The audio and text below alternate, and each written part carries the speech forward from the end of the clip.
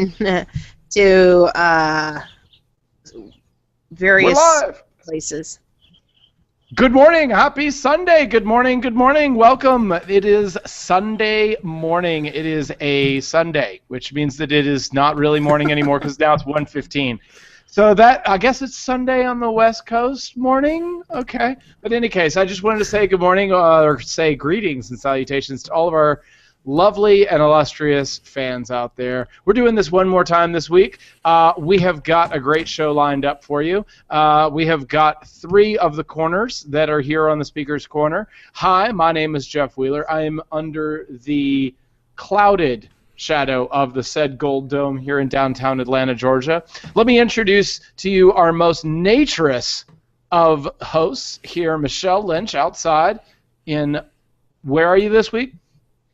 Still in Gainesville for right now, but in about a month it might be different.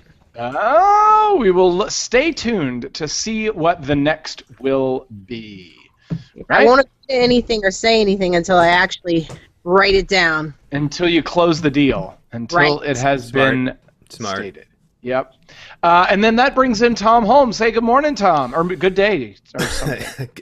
Good day, Fail. everyone. Fail. Sorry. I said good day, sir. I say good day to you. So that's the three corners that we have here this morning. We have a number of topics. Let's start out with the one that is burning up the news cycle.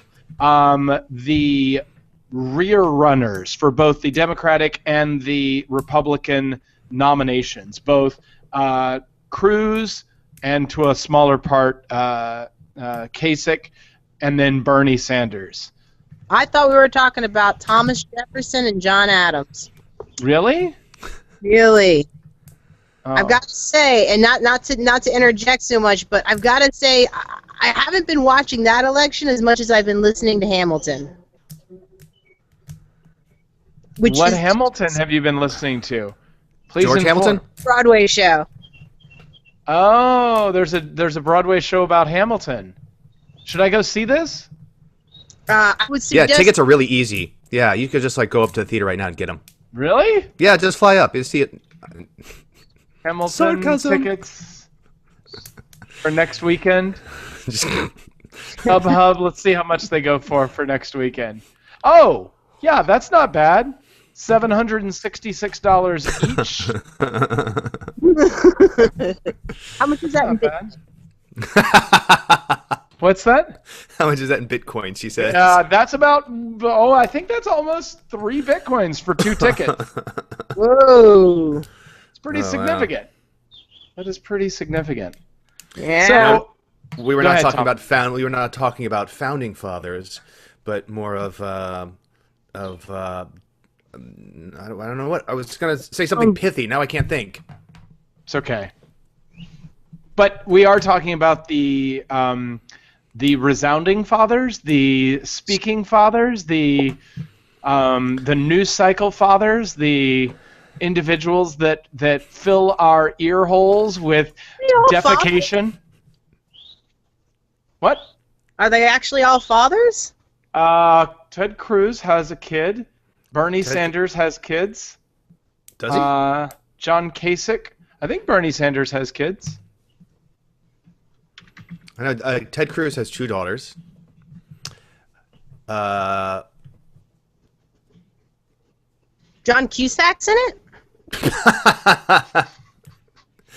He's just announced his running mate's going to be his sister, Joan. Wow. See what I did there? I'm setting up a story that's coming up next. But Wow. I don't even know what to do with you right but yes, so we're talking about some of the also rans. I did find a Bernie Sanders photo of him with his kid. Oh, that's awful. That's not a bad joke. It's a bad joke. So first off, yes, it's increasingly looking like the writing's on the wall for Senator Sanders. He had to cut his staff dramatically down, slashing it down to, I think, 300 staffers, basically just kind of running, I think, for California. But I think it's a noble effort because I think now the sobering reality is he's having an influence on the discourse. Yep. And he recognizes that the longer he stays in, the longer he has an influence on the discourse, all the way up to the convention. And that's nothing to just kind of like meh at. I think that's really significant. There's been a lot of conversations that happened in this election primary that would not have happened if it were not for the success of his campaign. So, well, and really that can be a lasting success, even if you don't win the election, but you win the direction of the discourse. Isn't that a win nonetheless? Michelle's ready to jump in. Well, again, just I have a question that any history major might be able to answer. That definitely a communications major did not know. I've lost the question. Oh, okay. I can't answer that. Yeah, you can't answer. Oh, yeah, that's right. Why did we change? I remember now. Why did we change from why did we change from a system where the second in person, the runner-up, was the second in command? Why did we change from that system? Because it was always on an opposing party, and they never worked well together. So you had two people, both of which were trying to stab each other in the back the entire time. Isn't it? Okay. Right? Does it date to Jackson? Was Jackson the first one? Was it the kind of to the victor goes the spoils? That whole philosophy?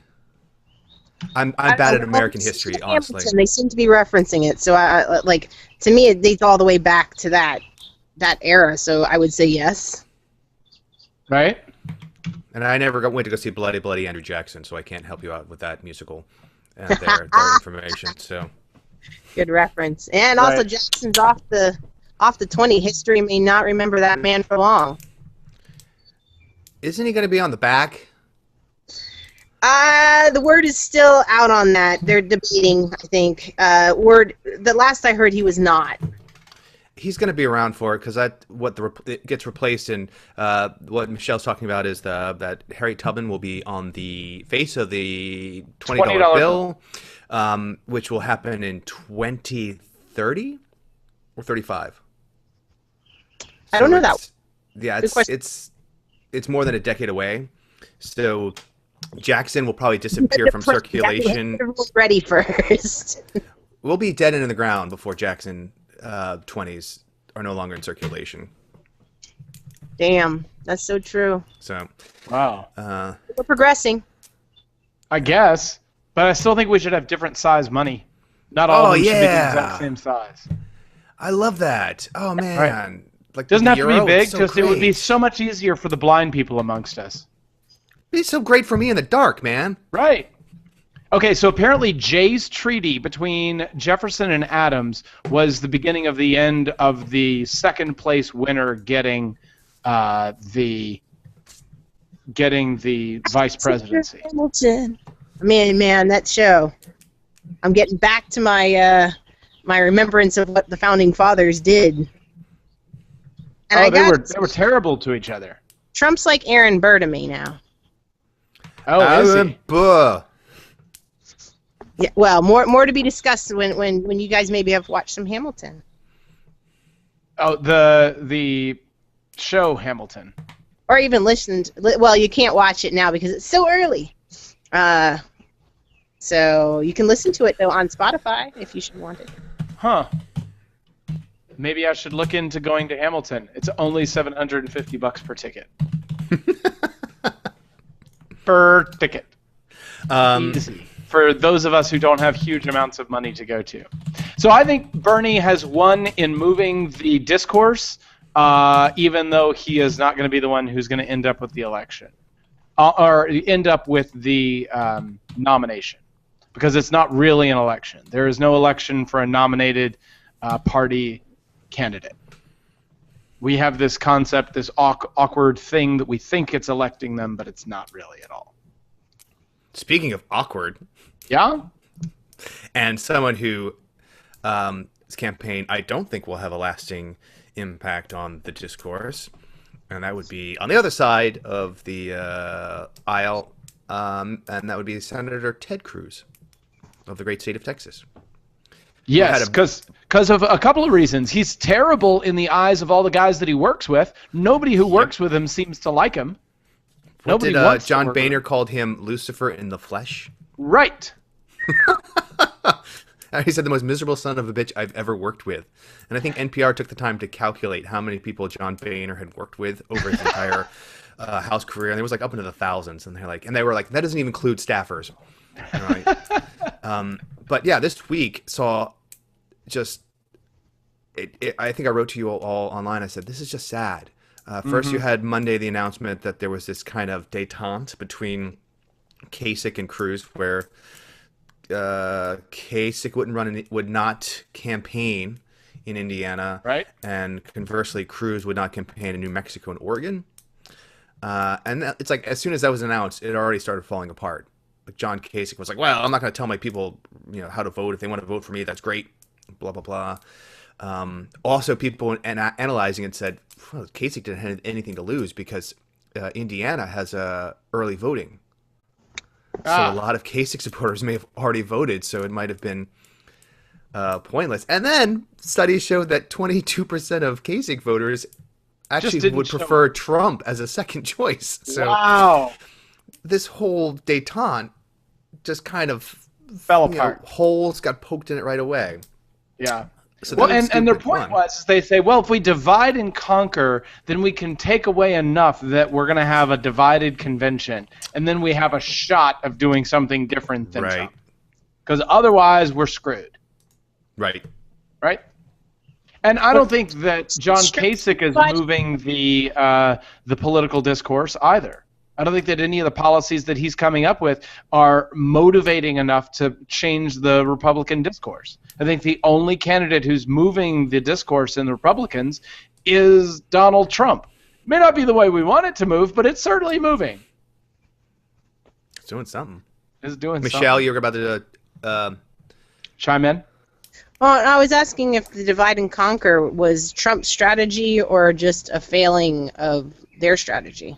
This was Cruz and Kasich's divide and conquer? Yeah, Cruz and Kasich decided that they would split up which states they campaigned in so that they would each get a stronger show, or one of the two of them would get a stronger showing, and hopefully get all of the anti-Trump supporters to go towards their camp, because they feel like a lot of people are going to the polls and voting specifically to go against Trump. Not for anybody else, but actually against Trump. And I think that I think that a significant portion of the Ted Cruz voters are anti-Trump, which is sad. Which is sad?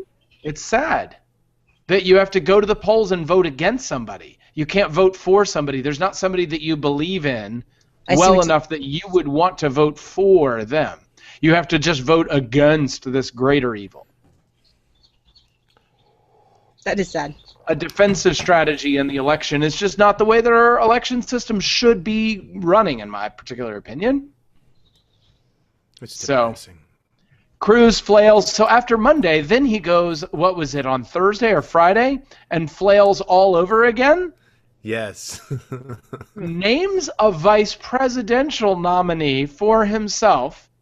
So now that he has a full ticket, even though he's not anywhere near getting the nomination from his own party. Now, this has been done before, to name a vice presidential candidate early. In 1980, Reagan named Bush before he was actually nominated, and wasn't. I mean, he was close, but he wasn't fully set up to do that. But I think California was going late still, just like it is now, and he won a lot of nomination votes at that point. And so he was trying to show confidence and presidentiality at that point. So it worked in that circumstance. Presidentiality. Presidentiality. Yeah, it just, and what I loved, it was even, if you haven't watched the Cruz announcing his pick for vice president, which by the way was Carly Fiorina. I always screw her name up. It was like Carla Fiorina, Farina Grits. The way he announced it was just so. It's just the guy is like what was the joke? Someone's like, borrowed from Men in Black and was like, this human skin is getting itchy. Because there's something completely weird with him. Because the way he delivered it was, after long prayers and searching, and looking at the state of this campaign, I have decided to announce. Yeah, like it was literally. I'm not even making up. It's not hyperbole. The pauses. Long pauses. And he's obviously like, ooh, am I dropping out? No, I'm announcing my vice president. Everyone knew you were doing that, and they knew who you were going to announce. And then he almost like screwed up. He goes that I will be running on a ticket with my vice president. He was like, wait, did you say you were going to run on a ticket with your butt? Because that would be awesome. So yeah, it's sad. It's like, oh, this didn't work. Then let me do this. Yep. And keep throwing spaghetti on the wall until one of them sticks. It's like that scene from The Simpsons when Kodos and Kang replace Bob Dole and Bill Clinton. They're the aliens. It was a Treehouse of Horror. And so fake Bob Dole, it's an alien, as Bob Dole goes, and if elected, I promise there will be no abortions for anyone. And people go, boo. And he's like, very well. There will be abortions for everyone. Boo. Okay. There will be abortions for some and tiny American flags for others. Yay! That's what alien Ted Cruz is doing. He's like, all right, that didn't work. How about I do this? That's hilarious. Yeah. So it's sad. All right, so let's move on to the next of civil war. No, we shouldn't move to the Civil War. Let's move to the Trump protests. So at the Trump rallies recently, there have been such fervent protesters that they are causing a ruckus outside of the event. Could you describe the ruckus? The what now? Could you describe the ruckus? They apparently were shaking a cop car once. They were spitting on people. They were doing other dumb things to feel like they were getting the news cycle, I think was the point of it, was to hijack the news cycle from the Trump and to associate in people's minds chicanery and buffoonery every time that Trump went to speak. And therefore to bring down his stock by making it a show. Well, it's already been a show. Yep. And this is just where the theater of the absurd finally leaked out into the parking lot. I mean, you've already had violence inside. Yep. By, mostly from Trump supporters attacking protesters. And I'm not going to get into the conversation about shouting down people who are trying to speak or whatever, but regardless of what your opinion is that, you don't strike people, you don't beat them, you don't punch them, which has been happening. So I think there's been this, and people have been saying, this culture of violence where even the candidate himself has said things to the effect of, don't you miss the days where, that guy would be taken out on a stretcher. And that's coming from the top, the candidate. So, or he's even warned that if I have most of the delegates and lose at the convention, be prepared for a riot. Again, I'm not legitimizing and forgiving people for jumping on police cars and and acting the fool in that way. All right. But the climate is just really poison right now that all it takes is small triggers to set things off. There's been no attempt at de-escalation, as far as I can tell. Well, from the top. But Trump, that's his point, is to not de-escalate. Like, that's what is different about his candidacy. He doesn't play the politically correct games. He doesn't act in a way that is very prudent in a lot of those ways. And that resonates with a certain part of our electorate. That really makes people feel empowered, that somebody's up there going, F you, this is the way it's going to be, kind of thing. He wants to be the manipulator in chief. Where it's just like, egg this, let's see what happened. They just lashed out. And it's like, yeah, but you poke a dog in the eye enough, don't be mad when it bites you. Right. That ain't the dog's fault. Right. Right. But it's an interesting time to see that our society, that's really resonating with our society, because everybody thought that was going to be a silly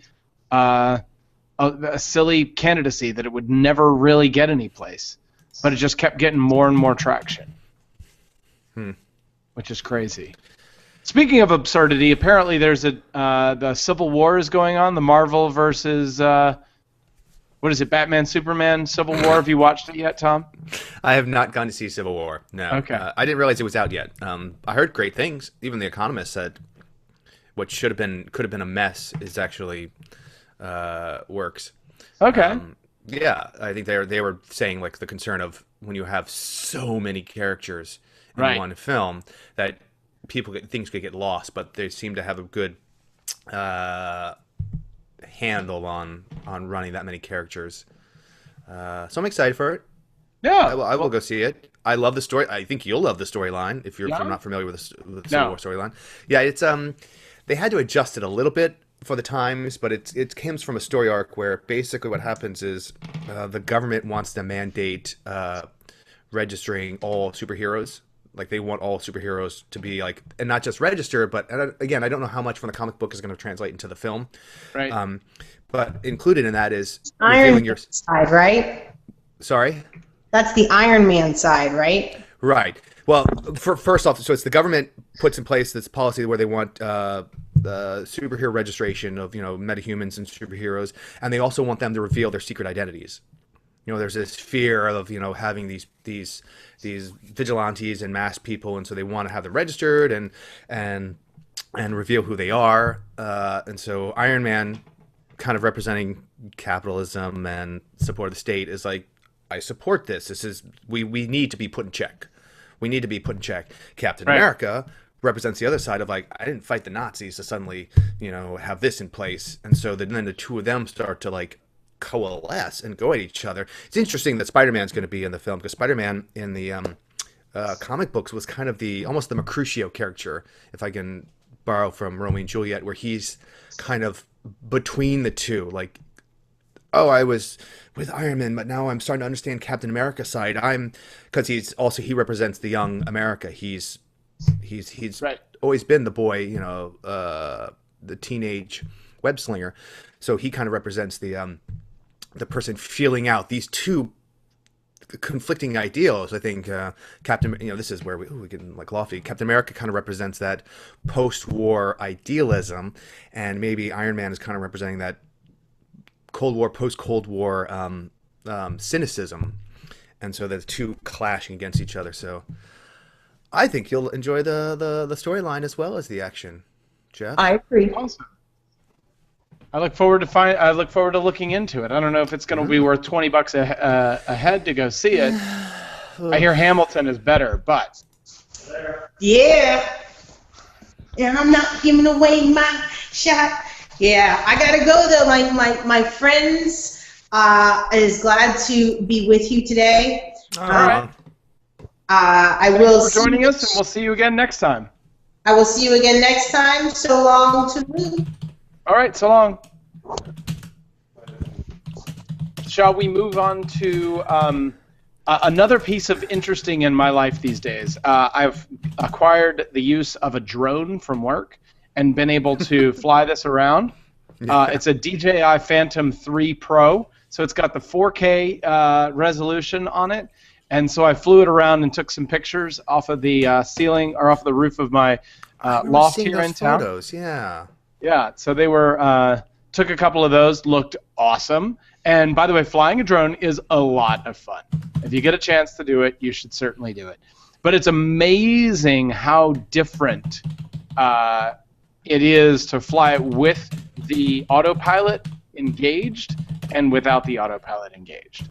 With the autopilot engaged, the GPS will basically figure out how to keep the thing from doing anything that you don't want it to do. So it only does exactly what you told it to do, which is really kind of awesome. You just let go of the sticks, and it sits there and waits for its next command. Sits, hovers perfectly in space, right? Same height, same physical location, just hangs, right? and then you tell it to go forward, and it just goes forward, and that's it. And there's no other, difficulty to it, which is really easy to fly a drone that way. Have you ever gotten your hands on one? Nope. Here's where I dislike drones. Yeah? I think I've told you about this, my kind of blown experience of being hyper aware of a drone. Yeah? I was at Hunan Tunich, I think that was the site, or Altunha, which is a Mayan site north of Belize City. Okay. And very temples and you're in the jungle and it's very like oh, and then I was like, oh. It was like kind of the mysticism was ruined by yeah, Were there a bunch of drones or just one? Just one. Yeah. One dude. And I was like, oh, damn it. And I'm sure you got some great photos and whatever, but it just was like your need for your photos ruined kind of my experience. So I was a little bit pissed off. I wish I had a slingshot. And I bet they were doing it professionally, probably for, Carnival Cruise Lines or something like that. No, this was some... No, some schmo?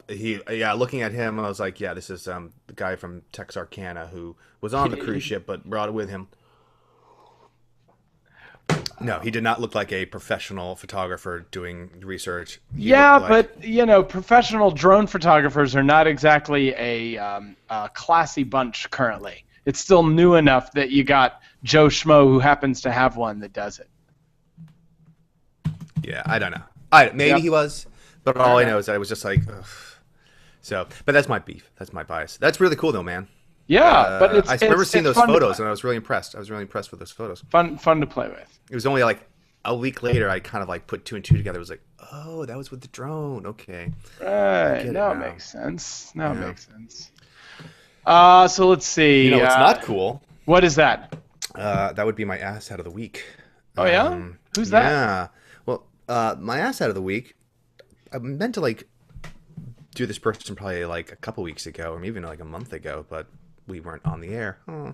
But this is someone who was like the cause celeb, someone who was on the front page of magazines everywhere and write-ups and was huge and being profiled, and suddenly their world is crumbling and it looks like it was a house of cards built on a foundation of sand, if I can mix metaphors. And that would be Elizabeth Holmes, who was known from the health technology company Theranos, or Theranos. I'm not sure if you... Theranos. You familiar with this company, Jeff? No. This was a company, and this is one of those expressions that I hate. This was a company, it was a tech company that was looking to like do disruptive technology, which I hate that expression, disruptive technology. I think it gets thrown around too much. But in the health industry. And so what they said they could do was, they said that the old way of like, doing blood testing where you have to take vials of blood and send it off was antiquated, and that they had developed technology that could basically do it with like a finger prick and a few drops of blood. A single drop of blood. Could like do a whole gamut of tests. We're going to be hugely revolutionary. If you could just like, simple prick, you could send it in. You wouldn't need a doctor or a phlebotomist. You could do, testing yourself, where you would take, prick your finger, put the sample in, send it off for testing. So huge. Lots of hedge funds pumping money into this. I think at one point they were valued in the once valued at $9 billion with a B dollars. And it sounds like it was all bullshit. They're at this point, I believe is it the FDA or is it the I can't remember who it is. It's like looking to possibly ban Elizabeth Holmes, who was the head of this company, from being involved in any blood testing. They've shut down, I think, or they're in the process of shutting down most of her labs. Apparently, they were doing blood testing, but they were still using the same kind of machinery that standard blood testing works on. Like it seemed like it was, I don't want to say a Ponzi scheme, but it just sounds like it was technologists so convinced that they were smarter than everyone in the room that they couldn't see that they were way in over their head and had made promises they couldn't deliver on. And so And they're still defending the themselves. standard overpromise problem that you have to have in Silicon Valley. You have to promise something that is so revolutionary that it would change everything in order to get money. And then once you get the money, then you got to figure out how to make that be the case. Mm-hmm. Yeah. And a lot of people are failing at doing that. And I think when you're doing it in something that's as important and affects people's lives, I mean, medical testing, that isn't something that's just, oh, I guess the app didn't work, or this venture didn't work. It's like, okay, you had lots of people who assumed that from your promises this was working, and now they're getting false. It's down to the point where they were getting false positives across the board or for certain tests. Wow. Yeah. Whoop. Sorry about that. Yeah. Trying to read an article about her, and an ad popped up. Thank you for free internet advertising that is noisy. So noisy. Yeah. I hate the autoplay. Yeah. Oh, I don't mind the $76 billion laboratory diagnostic industry dominated by Quest and LabCorp. So she's trying to do her thing. Yep, up to $9 billion. Craziness. I had heard about this on CNBC. And they said, yeah, after the debacle of whatever, and I couldn't remember what the name of the company was, but you just can't physically do it with that amount of blood and expect it to work out with any reliability. Yeah. And that was it. So she gets my ass at, mostly for just not just lying, but just stretching this out and fighting the reality that you were in the wrong. Yeah. So then I will bring back an old segment that we have done a long time ago, dating advice from Jeff. Jeff's back in the dating world, and play on. I feel like I should be giving out some advice. Some advice might be, know what you're looking for and say it adamantly and forthright, and you would be amazed how easy it is to get it. Right? So most people say what they think the other person wants and then assume that their best chance of getting what they want is doing what the other person's going to want, right? But if you just assume what the other person's going to want and don't really speak honestly about where you are, then everybody's kind of guessing and going in the wrong direction. So I guess my current statement of fact is be a good human to others that you have interactions with, but don't be afraid to say who you are and what you're really looking for. And you'd be amazed how much easier things go along.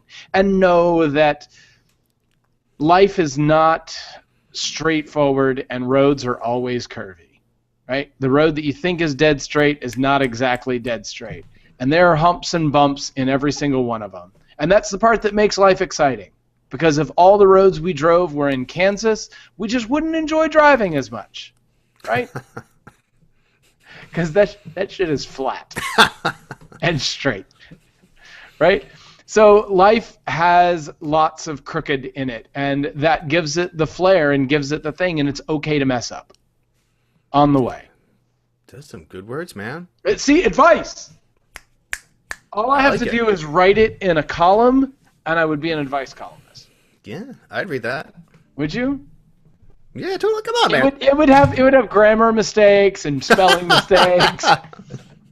I would have penned it in my own hand, and you wouldn't be able to read it. It would be awful. That's part of the fun. It's like a puzzle. Do you have anything else on yours? Yeah, I've got a my always favorite, the things that piss Tom off that shouldn't piss Tom off. Maybe they should piss me off, but it just confuses me, and so it pisses me off. So I have an Apple TV. Okay. I've had it for a couple of years now. Okay. I like it. It works well. Streaming is fine. Netflix, Hulu. I buy sometimes things on the iTunes. I listen to my music from my computer on there. It's great. The one thing that seems to be broken and frustrating as fuck is the Apple Trailers app. And I don't get this. Everything, I want to stream something on Netflix, fine. It's going to buffer and load. A little bit of buffering, but no problem. Hulu, actually, maybe no buffering. It just goes. Right. The Apple Trailers, I literally have to make sure I pause and walk away to let it buffer for that 2 minutes. because otherwise it just stops and goes, stops and goes, stops. This is the only thing. And they have complete control over this because this is Apple. It's not my bandwidth. Because I go to my computer. I go to my computer and I can watch my computer, no problem. That app on the Apple TV, and maybe I'm the only one. Maybe my Apple TV is broken for trailers or something. I haven't really read up on this, but it just pisses me off, man. It's the transcoding problem. There is no gradation and YouTube kind of figured this out, and then Netflix and the other guys also utilize this, but you have the same video, right? And it crosses over the higher definition and the lower definition, and the way that it's streamed, you can swap between those as your speed goes up and down, right? And the trailers are only made in certain resolutions, and so therefore it has to pick one and go with it, in which case you need to have the old school Netflix. If you remember Netflix when it first started doing streaming, you would always just sit there and buffer for a little while before you could watch. Why can't they have a little bit of your trailer will be ready in 1 minute? I agree, and that's what Netflix first moved to. Your trailer is ready. Right. Click. Right. I don't disagree that they should fix it, but the guys who watch those and the guys who do the testing have monster internet connections, in which case it doesn't matter. Yeah. Are you guys getting any monster internet connections coming to your area? We're getting fiber at my office. Which fiber? Who's providing it? We're going with a small company called Pilot. I met with them. Pilot? They kind of work with small business. They own the fiber, so they're not like hopping on someone else. They seem really cool. They're working with a lot of New York companies that I think they work with Bill and Melinda Gates Foundation. They work with choose.org. Their tagline on their website is internet that doesn't suck. Doesn't suck. Amazing fiber optic internet for businesses in Manhattan. The best thing is it's also there's no contract. Awesome. Which I love. I'm like that. They're like, hey, if you like it, awesome, roll with us. If you don't, cool. You know, we'll cut your losses at the end of the month. 100 megabits for $500 a month. Mm-hmm. Is that more than? It's slightly more than I'm paying for my Comcast. I get my Time Warner, but I only get 10 up. Oh, and this is 100 both directions. There's 100 bound, and also their the lag time. Is latency. Latency. Thank you, not lag time. Latency is going to be phenomenally significantly lower. So so I'm not in contract with Time Warner. Nice. So I'm like, I can just like switch out. If it doesn't work, I'll just sign a contract with someone else. But so we'll probably be doing that in the next few days, actually. Cool. Yeah. Well, my best of luck to you. I just found out not that long ago that Google Fiber is coming to my home here in this loft. Nice. Don't know when it's going to be rolled out, but when it does, I will probably pay the $120 a month for gig internets, and then run a few servers in here for no good reason. Yeah. Maybe put in a Tor node. Have to read the terms and conditions and see what that is. Run a V. Apparently there was something going on outside. Some crazy noise just happened, but I don't think it was a gunshot, so I think we're okay. And on that note, I think we're going to call it a day. We're going to call it a week. We're going to call it a show, unless you have something else you wanted to go. Unless there is something else you wanted to know. All right. Good, friend. And to that, I would say you do not have to think like me. And you do not have to think like me. But we ask you to think.